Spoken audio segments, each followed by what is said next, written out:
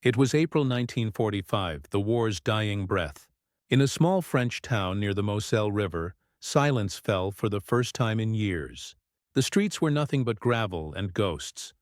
Homes shattered, walls blackened, the scent of smoke still clinging to the air. From beyond the hill came the rumble of engines. Not tanks, not artillery, trucks.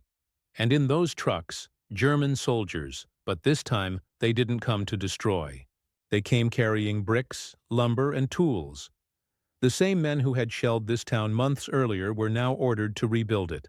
Fathers, sons, prisoners of war, all in gray uniforms, eyes heavy with defeat, hands trembling as they picked up the same stones they had once hurled in hatred. French villagers stood by and watched.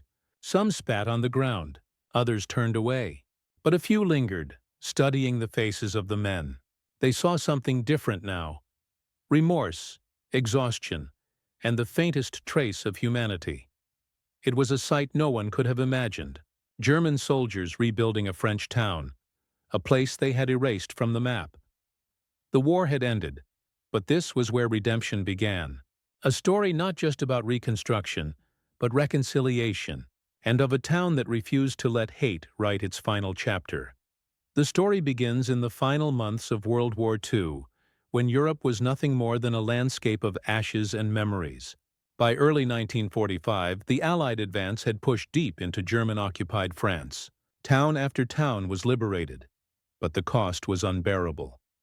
One of those towns lay along the Moselle River, a peaceful place before the war, known for its vineyards, its stone bridge, and the bell tower that had stood for centuries. Its name was Pont Saint-Michel, a quiet corner of Lorraine that few had ever heard of before it became a battlefield. When the German army retreated from the region in late 1944, they left nothing behind but ruin. Homes were burned to deny shelter to the Allies. The church collapsed after a direct artillery hit. The bridge, once the pride of the town, was blown apart to slow the American tanks. For the people of Pont Saint-Michel, liberation had come, but their home was gone. By April 1945, Germany had surrendered. The guns fell silent, and the world stood on the edge of an uneasy peace. In France, thousands of German prisoners of war were taken into custody. Most expected harsh punishment or exile. But for some, fate had a different plan. The French government, facing an impossible task of rebuilding its shattered towns, made a decision that surprised even its own citizens. POWs would help rebuild what they had destroyed. And so, in the summer that followed, convoys of German soldiers arrived under French supervision. They were young men who had fought fiercely only months before. Many were barely 20, their faces marked by exhaustion and disbelief. When they first stepped into Pont Saint-Michel, the villagers stared at them in cold silence. For days, no one spoke. The soldiers set up tents by the ruins of the church. They were given hammers, saws, shovels, tools instead of rifles. Their task was clear: to help rebuild the homes they had reduced to rubble. Some villagers refused to go near them. Others brought water cautiously, unsure if this cooperation was right or betrayal. It was a strange coexistence. Enemies sharing the same dust, rebuilding the same town. Over time, something began to change. The Germans worked long hours under the summer sun. They rebuilt the bridge stone by stone, repaired the schoolhouse, and cleared debris from the roads. They didn't speak much, but their work spoke for them. And slowly the silence between the two sides began to soften. A French carpenter shared his tools with a German mason. A widow whose husband had died in the war accepted help repairing her roof. Children began to wander near the work sites, curious about these men in gray uniforms who smiled shyly and handed them small wooden toys carved from scrap wood. Pont Saint-Michel was being rebuilt, not by victors or vanquished, but by human hands learning to heal. The town that had once been a symbol of destruction was becoming something else. A quiet proof that even in the ruins of war, compassion could still find its way through the cracks. As the summer of 1945 unfolded, the uneasy peace between the villagers and the German prisoners began to strain under the weight of memory. On the surface, the rebuilding continued. Hammers echoed through the valley. Scaffolds rose along the town square. But beneath it all, resentment simmered like a slow fire. The French had lost everything: their homes, their fields, their sons. Every brick laid by a German hand was a reminder of what those same hands had once done.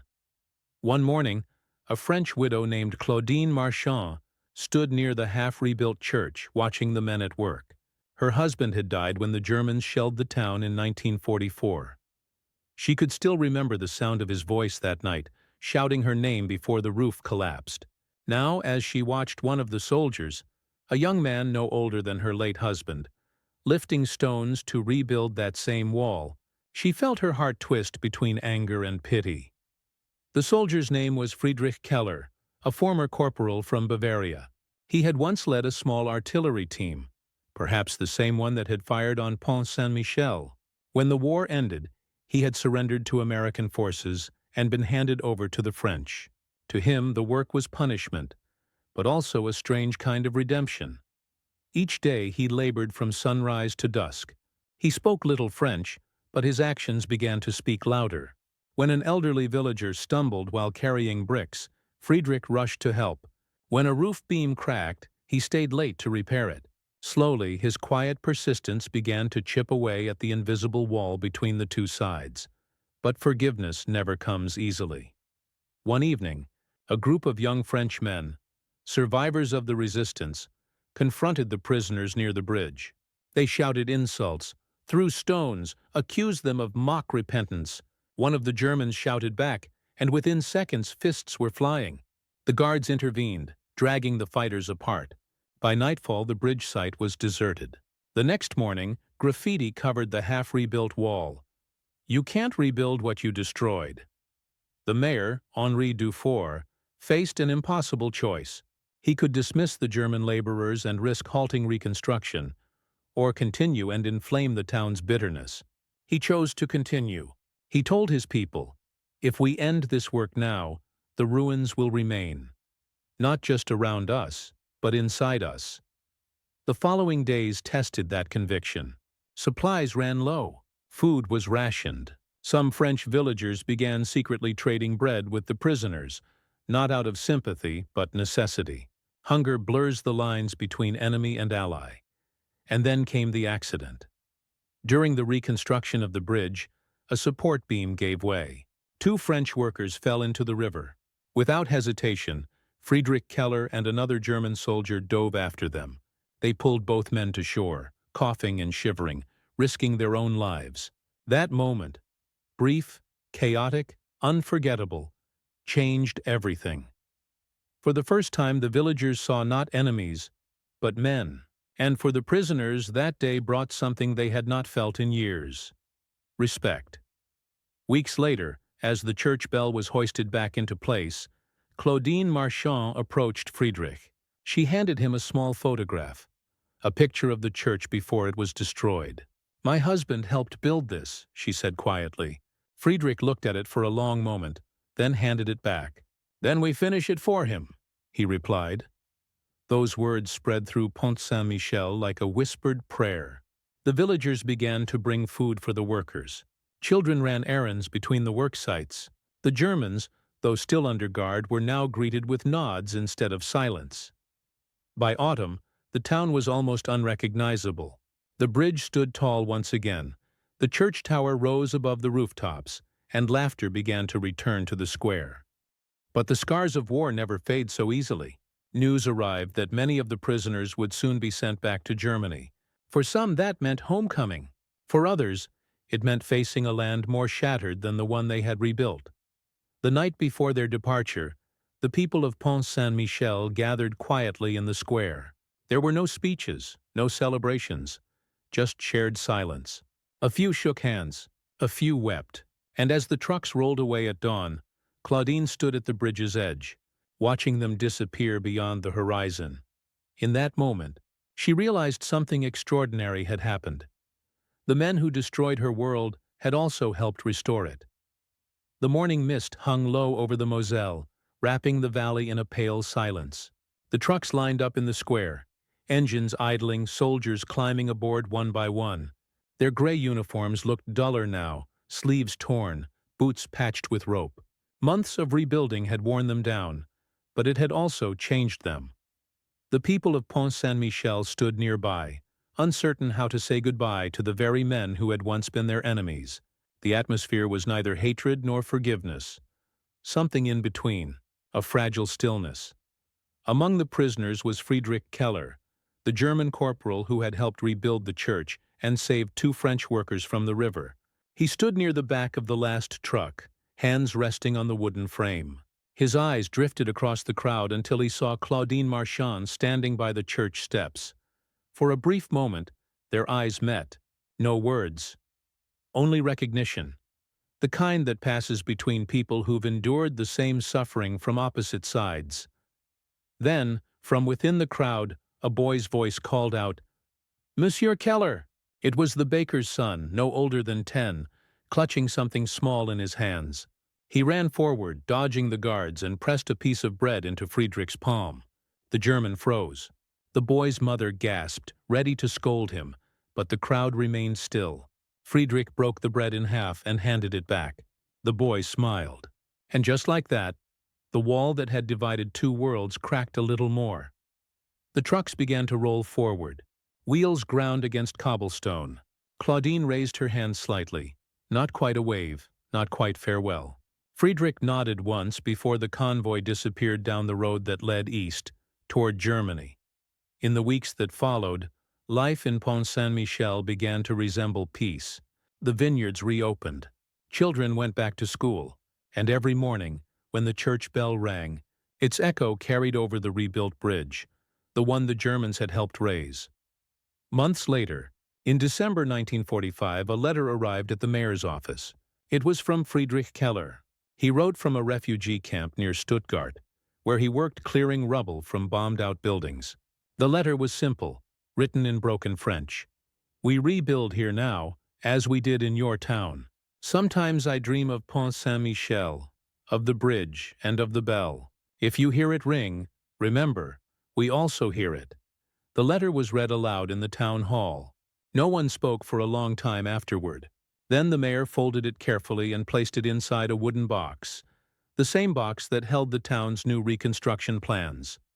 By the following spring, the story of Pont Saint-Michel had spread. Newspapers across France printed headlines like "Enemies Turn Builders" and "German POWs Help Restore French Town." Some praised it as a symbol of post-war humanity. Others condemned it as weakness. But to the villagers it wasn't politics. It was survival. And perhaps something greater, because in rebuilding walls, they had unknowingly rebuilt faith. The town once destroyed by hatred had become a quiet monument to forgiveness. And the German prisoners who left that day carried with them a piece of the town they had restored. Its spirit, its resilience, and its proof that even the deepest wounds could mend with time and human hands. For Claudine, every toll of the church bell reminded her not of loss, but of continuity. The same sound her husband once heard now echoed for those who came after him, for those who chose to build instead of break. The war was over, but in that small town by the Moselle, the rebuilding never truly ended. Years passed. The war faded into textbooks and memorials, but in Pont Saint-Michel, its echo remained, not in gunfire or ruins, but in the rebuilt streets, the repaired church, and the bridge that still stood firm across the Moselle. By the 1950s, few people outside the region remembered the story. The world had moved on. Europe rebuilt, alliances shifted, enemies became partners. But in that small town, the memory of what had happened in 1945 endured like an unspoken vow. Claudine Marchand grew old in the same home she and her husband had once dreamed of restoring. Every morning she opened her window to the sight of the bridge, its stones weathered but strong. She often told visitors, "It's not built from limestone, it's built from forgiveness." In Germany, Friedrich Keller lived a quiet life as a carpenter. He never returned to France, but he never forgot it either. His letters continued for several years, short, humble notes, describing the slow rebirth of his own ruined village. "We do here what we learned there," he wrote once, "to rebuild what we once destroyed."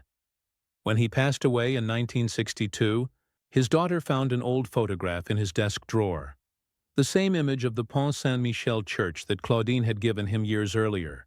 On the back, in faded pencil, he had written, "For the man who died, we rebuilt his house."